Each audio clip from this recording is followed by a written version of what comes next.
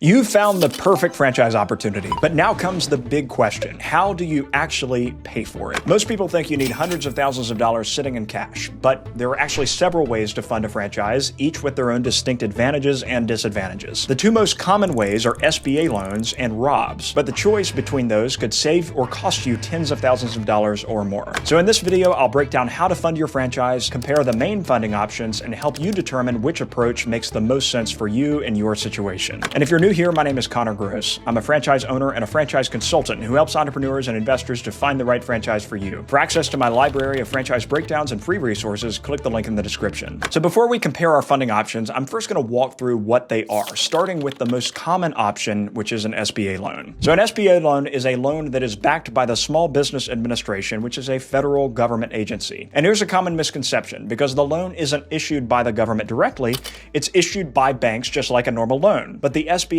partially guarantees the loan, and they typically cover 75%, while the bank takes on the remaining 25% of the exposure. So this program exists to help small business owners obtain funding that they wouldn't otherwise be able to get because of the fact that they're small. So SBA loans typically require a down payment of anywhere between 10 to 30%, but most of the time I see this fall within the range of 15 to 20%, and the borrower then repays the loan with interest over time, typically a 10-year period. So now let's talk about ROBs, which is ROBS, which stands for Rollover for Business Startups. And it's a tool that allows you to use retirement funds from your 401k or traditional IRA.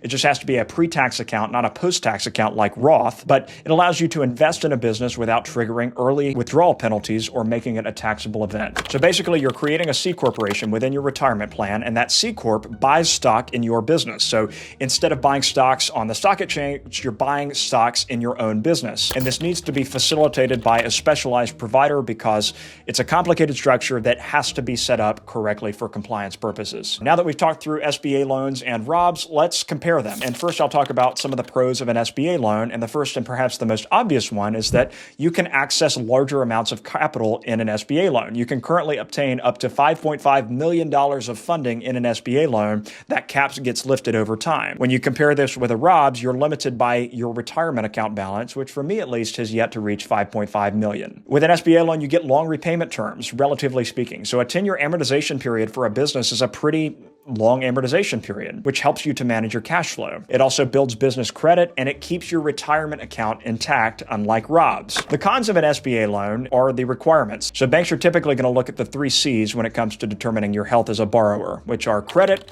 collateral, and character. Credit, usually they're going to want to see a credit score of over 680. Collateral, they are going to take into account not only your personal balance sheet for the purposes of collateral, but also they want to understand your liquidity situation. They don't want to see you investing your last dollar into this business because they want to make sure you have enough to live on and you just have cushion in case something goes wrong. And then when it comes to character, obviously they want to make sure from a character standpoint that you're not a criminal, but they're also going to look at your qualifications. Are you qualified to run this business? Because the more qualified that you are, the less risky you are as a borrower. A con of the SBA process is the lengthy and tedious approval timeline. It typically takes 60 to 90 days, if not longer. That's if everything goes right. And it is very tedious, very paperwork heavy, which does present friction in closing. SBA loans also require a personal guarantee. So that means that your personal assets are at risk and not just the business assets. And then they also require fixed monthly payments. So even though it is a relatively long amortization period, they do require you to make the same payment every month, regardless of how the business is performing. Anytime you commit to making a fixed monthly payment, you're compromising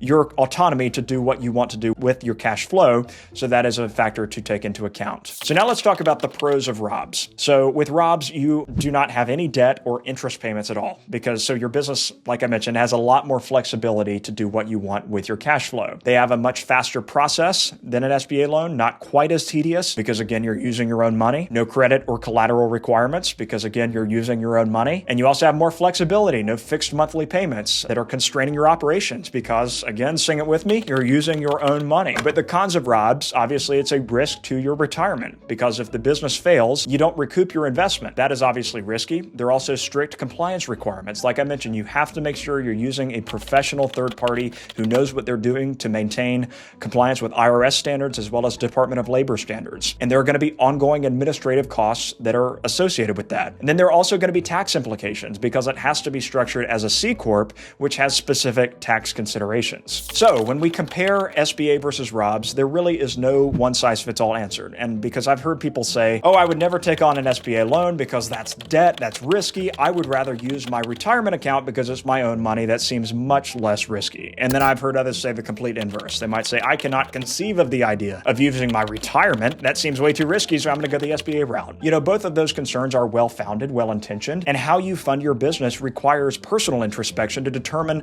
what you are comfortable with. And I would never tell somebody definitively what route to take. That's a decision that every person has to make based on their own risk tolerance and their own financial situation. And so while SBA loans and ROBS are most common, as I discussed, there are alternatives that I'll talk about real quickly. A HELOC is a common alternative, which is a home equity line of credit. This could make sense if most of your net worth is tied up in home equity. You can take out a line of credit that is collateralized by your house. And then the other type of line of credit that's common is called an SBLOC, which is a securities-backed line of credit. And so this is similar to a HELOC, but instead of being collateralized against your house, your equities that are outside of your retirement account is what you hold as collateral. And this could make sense for people. I see this with folks that have spent, decades working at one company. They've had stock options. They built up liquid equity in that company. They can take out an SBLOC to fund. Now, an SBLOC is more risky than a HELOC because securities can go up and down in value more quickly, and they tend to be more volatile, all things considered, than a house. So that's something to consider. But regardless of which type of line of credit you use, the main advantage is flexibility. So you only have to draw what you need at any given time, so you're not paying interest on money that you don't need, and then you also have flexibility in your payback period. Another alternative is an ABL, or an asset-backed loan, and these can work well for businesses where a large percentage of the investment goes towards equipment. So for example, one of the franchises that I own that's in the waste management space, 70 to 80% of that investment is in the truck itself. So that's a business where it can make sense to get an ABL. You won't get as much debt, but you'll get better terms on that debt, lower interest rates, because it's a lower risk for the bank because they have a hard asset against which that loan